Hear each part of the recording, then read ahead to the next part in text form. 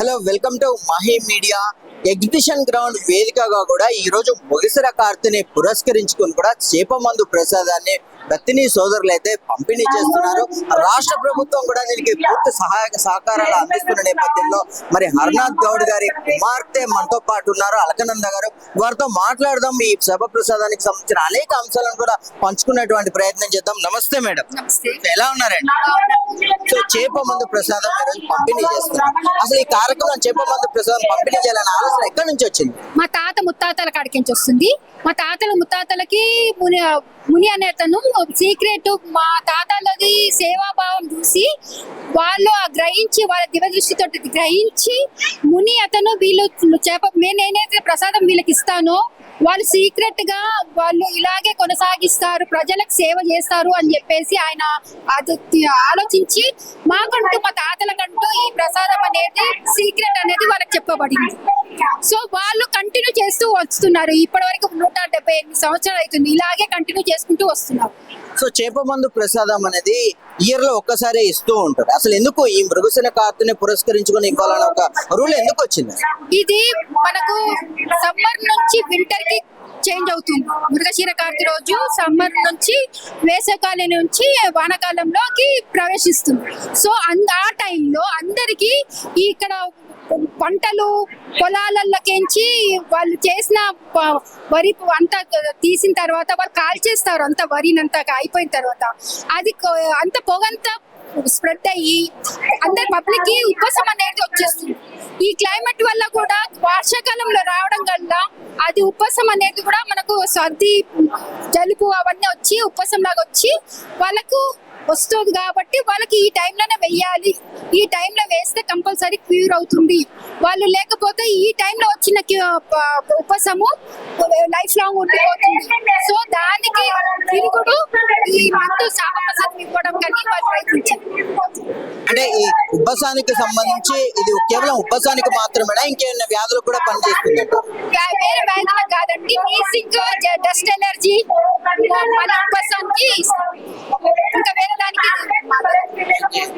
అంటే ఎట్లా అసలు ఈ చేప మందు ప్రసాదాన్ని ఇక్కడ చేపలతో పాటు ఇస్తున్నారు, మళ్ళీ తర్వాత ఒక చిన్న డబ్బాలో కూడా ఇస్తున్నారు, ఏంటి అసలు ఈ విధానం ఏంటి? చేప ప్రసాదము చేపలు పెట్టి మేము ఇక్కడ ఇస్తాము.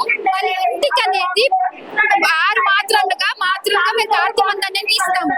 ఆ ప్రసాదము మీరు ఒక 6 మాత్రలు చేసి మంచిగా ఒక ప్లేట్ లో ఆరబెట్టి 4-5 రోజులు ఆరబెట్టిన తర్వాత అది స్టోర్ చేసుకొని ప్రతి 15 రోజులకు పొద్దున 10 గంటలకు ఒకటి, రాత్రి తిన్న తర్వాత 2 గంటలకు ఒకటి, అట్లా మళ్ళీ 15 రోజులు, మళ్ళీ పొద్దున ఒకటి, రాత్రి ఒకటి, మళ్ళీ 15 రోజులకు పొద్దున ఒకటి, రాత్రి.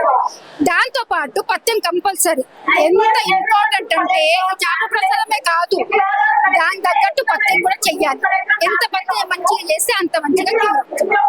ఏమైనా ఆహార నియమాలు ఏమైనా ఉన్నాయా? అంటే పలానా వస్తువు తినాలి, పలానా వస్తువు తినకూడదు అని చెప్తారా మీరు? చెప్తామండి. మేము ఒక పేపర్ అనే వచ్చిన పబ్లిక్ కి ప్రసాదం తీసుకున్న వాళ్ళకి అందరికి పాంప్లెట్ పంచుతాము. పాంప్లెట్స్ లో 26 ఐటమ్స్ ఉన్నాయి. అవి తప్ప ఇంకా వేరే ఐటమ్స్ తినకూడదు.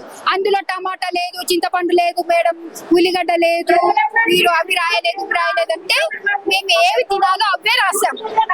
అందులో ఉన్న ఇంగ్రీడియంట్స్ తోటి మీరు ఏమైనా ఐటమ్స్ మీరు చేసుకోవచ్చు. సపోజ్ ఆవు పాలతో పన్నీర్ కూడా చేసుకోవచ్చు. పన్నీర్ తోటి కూడా మనం ఫుడ్ కుకింగ్ చేసుకోవచ్చు. మీకు ఏ స్టేట్లలో ఏ కూరగాయలు దొరుకుతాయో ఆ స్టేట్లలో మేము ఇచ్చిన మీ కూరగాయలు వాళ్ళకి అక్కడ ఏ పేరు అంటారో తెలియదు మాకు. ఆ పేర్లు మీరు గూగుల్ సెర్చ్ చేసుకొని ఆ కూరగాయని మీరు కొనుక్కొచ్చుకొని మీరు కుకింగ్ చేసుకోవాలి. సో ఏదైతే ఆహారం వల్ల ఏమైనా సైడ్ ఎఫెక్ట్స్ ఉంటాయా తీసుకున్న తర్వాత? సైడ్ ఎఫెక్ట్స్ అనేది ఉండదండి. ఈ ప్రసాదం చేసుకున్న తర్వాత మాకంటూ మా ఇంట్లో కుటుంబ సభ్యులు వేసుకున్న తర్వాతనే మేము వేరే ప్రజలకు ఇస్తాం. సో ఏదైనా మెడిసిన్ గానీ ఔషధం తయారు చేయడానికి కొన్ని రకాల పదార్థాలు వాడతారు. ఇప్పుడు చేప మందుకు సంబంధించి ఈ తయారు చేయడంలో మీరు ఏమైనా ఇంగ్రీడియంట్స్ వాడతారా? ఇవి అంటే కృత్రిమంగా తీసుకుంటారా, సహజ వస్తువులుగా తీసుకుంటారు? ఎట్లా? లేదండి, మేము హిమాలయస్ నుంచి తెస్తాము మూలికలు. హరిద్వార్, ఋషికేశ్ నుంచి, శ్రీశైలం నుంచి కొన్ని దగ్గరికి నుంచి మేము కలెక్ట్ చేసుకొని మూలికలను మేము ఒక 2-4 మంత్స్ నుంచి మేము ఇవన్నీ మా కార్యక్రమం అనేది మొదలవుతుంది. గవర్నమెంట్ కి వాళ్ళకందరికి అన్ని డిపార్ట్మెంట్ డిపార్ట్మెంట్లకు లెటర్స్ ఇవ్వడం, అన్ని ఒక్కొక్క రైల్వే డిపార్ట్మెంట్ కి స్పెషల్ ట్రైన్స్, స్పెషల్ ఫ్లైట్స్ అనే వాళ్ళకి ఇవన్నీ మేము అన్ని ఇటు ఈ కార్యక్రమం అవుతుంది. ఇంకో సేమ్ టైం మళ్ళీ ఇక్కడ ఇంగ్రీడియంట్స్ కూడా మేము కలెక్ట్ చేయడం కూడా అవుతుంది అన్నమాట. చేసి మృగశిర కార్తె ఒక రోజు ముందు ఇంట్లో అవన్నీ పెట్టి పూజ చేసి అప్పుడు ప్రసాదం తయారు చేస్తాం. అంటే ఈ ప్రసాదం ఎన్ని రోజులు పంపిణీ చేసే అవకాశం ఉంటుంది? మేము ఇప్పుడు 24 hours ఏమో స్టేడియంలో ఎగ్జిబిషన్ గ్రౌండ్ లో, తర్వాత గవర్నమెంట్ మాకు ఇంతే టైం ఇస్తుంది ఇక్కడ. తర్వాత ఎక్కడెక్కడో మౌత్ టు మౌత్ స్ప్రెడ్ అయిన వాళ్ళకి, వాళ్ళ ఫ్లైట్ వెనక ముందు వచ్చిన వాళ్ళకి, వాళ్ళ ఏం చేస్తారు నెక్స్ట్ డే అన్న ఇంటికి వచ్చిన తర్వాత కవాడిగూడలో దుబ్బోలో మేము కంపెనీ కంపల్సరీ కవాడిలో కూడా ఇస్తాం. సో ఏదైతే ఈ ప్రసాదానికి సంబంధించి భారీగా ఏర్పాట్లు చేస్తారు, దేశంలో నలుమూలల నుంచి లక్షల మంది ప్రజలు వస్తున్నారు. సో వీళ్ళందరికీ నివాసం కానివ్వండి, ఉండడానికి ఏదైతే ఏర్పాట్లు ఉన్నాయో అవన్నీ అంటే మీ సొంతంగా చేస్తున్నారు, రాష్ట్ర ప్రభుత్వం ద్వారా ఏమన్నా లభిస్తున్నాయా? గవర్నమెంట్ మాకు అన్ని సహకరిస్తుంది. ప్రతి దగ్గర ట్రాన్స్పోర్టే కానీ, ఏంటి ఫిషరీ డిపార్ట్మెంట్ వాళ్ళకి కానీ, ప్రతి ఎలక్ట్రిసిటీ డిపార్ట్మెంట్ వాళ్ళకి కానీ, వాటర్ డిపార్ట్మెంట్ వాళ్ళకి కానీ, ప్రతి ఒక్కరికి వాళ్ళు అన్ని ఇన్స్ట్రక్షన్స్ ఇస్తున్నారు. సో ప్రసాదం మృగశిర కార్తె ఈ రోజు ఉంది, సో మీరు అన్ని అవైలబుల్ గా ఉండాలని చెప్పేసి ఇన్స్ట్రక్షన్స్ ఇస్తుంటారు. సో వాళ్ళు అలాగే ఫాలో అవుతారు.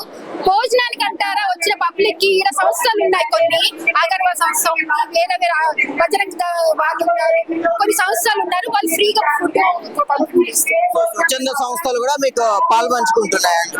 సో ఏదైతే ప్రత్యేకంగా స్పెషల్ బస్సులను కూడా వేశారు, ఏమంటే ఆర్టీసీ ఏమన్నా ఒప్పందం చేసుకుందాం మీతోటి? మాతో ఆర్టీసీ ఒప్పందం కాదండి. ఇప్పుడు రైల్వే స్టేషన్ లో వాళ్ళకు వేరే స్టేట్ నుంచి వస్తారు, కొత్త ప్లేస్, వాళ్ళకి ఏమి తెలియదు, వాళ్ళు ఎలా పోవాలి అనేది తెలియదు అని చెప్పేసి ఫిష్ ప్రసాదము అని చెప్పేసి వాళ్ళు బస్సెస్ ని పెట్టి వాళ్ళు ఈ దాకా మాకు పబ్లిక్ ని తీసుకొచ్చి ఇక్కడే వదులుతారు. అంటే మాకు ఏది అది చేసి టైప్ చేసుకోలేదు. సో రాష్ట్ర ప్రభుత్వం తీసుకున్నటువంటి చర్యలు ఏవైతే ఉన్నాయో ఏమంటారు, వాటి గురించి ఏమైనా చెప్పదలుచుకుంటే ఏం చెప్తారు? చాలా మంచి, ప్రతి ఒక్క గవర్నమెంట్, ఏ గవర్నమెంట్ ఉన్నా, ప్రతి ఒక్క గవర్నమెంట్ అయినా మాకు మంచిగా సహకరిస్తుంది. ఎందుకంటే ఒక టైంలో చంద్రబాబు నాయుడు, రాజశేఖర్ రెడ్డి, మళ్ళీ కాంగ్రెస్, టిఆర్ఎస్, కేసీఆర్ వీళ్ళందరూ మాకు ప్రతి గవర్నమెంట్, ఏ గవర్నమెంట్ కి ఆ గవర్నమెంట్ సపోర్ట్ చేస్తుంది. సో ఫైనల్ గా చెప్పండి మేడం, ఆరోగ్యమే మహాభాగ్యం అంటారు. డాక్టర్ అంటే వైద్యుని ఒక దేవుళ్ళగా పూజిస్తారు, వైద్యం నారాయణ హరి అన్నట్టు. సో ఏదైనా చెప్ప మందు తీసుకున్న తర్వాత మాకు పూర్తిగా తగ్గిపోయింది, మేము బాగున్నామని చెప్పేసి ఎవరైనా పర్సనల్ గా కలవడం కానీ మీకు చెప్పడం జరిగిందా? చాలా మంది, ఎందుకంటే వాళ్ళ కష్టాలు చెప్తూ ఉంటుంటే ఎన్నో హాస్పిటల్స్ తిరిగి ఎన్ని టెస్టులు చేయించి వాళ్ళకి ఇప్పుడు ఒక్కొక్క దగ్గర డాక్టర్ దగ్గర ఒక టెస్ట్ రాసిస్తారు, ఈ టెస్ట్ చేసుకురా, ఆ టెస్ట్ చేసుకురా. కానీ మేము ఇక్కడ టెస్ట్లు లేవు, ఏవి చేయము, డైరెక్ట్ వాళ్ళకి వచ్చిన వాళ్ళకి మేము ఇస్తాము. వాళ్ళు టెస్ట్లు చేపించిన ప్రతి డాక్టర్స్ దగ్గర ఎన్నో పైసలు ఖర్చు పెడతారు, మా దగ్గర ఫ్రీగా ఇస్తారు. కాబట్టి తగ్గిన తర్వాత వాళ్ళు మా కాళ్ళు మొక్కుతుంటే మేమంతా అసలు మీకు మీ సంతోషం మా సంతోషం. మేము మానవ సేవనే మానవ సేవ, మేము ఈ సేవకు కూర్చున్నామండి. ఎవరికి వచ్చినా లేదు అనేది మేము ఉండదు, ప్రతి ఒక్కరికి దొరుకుతుంది, మేము అందరికీ హెల్ప్ చేస్తాం. సో భక్తిని సోదరు అని కుటుంబానికి కానీ ఏదైనా ట్రస్ట్ ద్వారా ఇది చేస్తున్నారా, లేకపోతే స్వచ్ఛందంగానే చేస్తుంటారు మేడం? ఎట్లా? మాకు ట్రస్ట్ ద్వారా మా సొంత ఖర్చు డబ్బులు వేసుకొని మేము చేస్తున్నాం. కోరికలు, ప్రతి చిన్న చిన్న ఖర్చులు, అయ్యే ఖర్చులు ఇవన్నీ మా సొంత డబ్బులేనండి. మా తమ్ముళ్ళు అందరూ డిస్ట్రిబ్యూట్ చేసుకొని, ఇంటికి ఒక కొడుకు అందరూ డిస్ట్రిబ్యూట్ చేసుకొని ఈ కార్యక్రమం ముందు సాగిస్తున్నాం. థ్యాంక్ యూ మేడం, మీరు చేస్తున్న సేవ కొనియాడదగింది కాబట్టి మహి మీడియా కూడా మీకు స్పెషల్ థ్యాంక్స్ చెప్తుంది. సో మీ భావాలు కూడా మాతో పంచుకున్నారు, చాలా చాలా ధన్యవాదాలు. సో చూసారు కదా, భక్తిని కుటుంబం ఏదైతే ఉందో ఏళ్లుగా కూడా తమ సేవలను అందిస్తున్నారు. మేము ట్రస్ట్ నుంచి కాదు, స్వచ్ఛందంగా మా డబ్బులతో మేము ఈ సేవలు ఏళ్లుగా కూడా చేస్తున్నాము. ఎందుకంటే వైద్యం అనేది అంత గొప్పది, ఖచ్చితంగా మానవ సేవయే మాధవ సేవ అనేటువంటి సూత్రంతో మేము ఇదంతా చేస్తున్నాం తప్పితే ఏ స్వార్థం కూడా మాకు లేదు. రాష్ట్ర ప్రభుత్వం ఏ ప్రభుత్వం వచ్చినా సరే మాకు పూర్తిగా సహకరిస్తుందని చెప్పి చెప్పేసి కూడా ఇటు ఆర్టీసీ కానివ్వండి, స్వచ్ఛంద సంస్థలు కూడా ఫుడ్ ని ఏర్పాటు చేస్తూ మాకు తోడుగా ఉంటున్నారు, అందరూ కూడా ప్రజలకు సహాయ సహకారాలు అందిస్తున్నారు అని చెప్పేసి కూడా వారు హర్షాన్ని వ్యక్తం చేస్తున్న నేపథ్యంలో అందరూ కూడా ఇక రేపు కూడా ఈ ప్రసాదానికి సంబంధించి ఇక్కడ స్వచ్ఛందంగా ఇస్తూ ఉంటారు కనుక ప్రజలందరూ కూడా శ్వాసకోశ సంబంధ వ్యాధులను తగ్గించుకోవడానికి ఖచ్చితంగా చేప మందు తీసుకోవడానికి రావాలని చెప్పేసి కూడా వారు మీడియా వేదికగా కూడా విజ్ఞప్తి చేస్తున్నారు. సో ఇది చేప మందుకు సంబంధించినటువంటి స్పెషల్ కథనం. మరిన్ని అప్డేట్స్ కోసం చూస్తున్నానండి మహి మీడియా.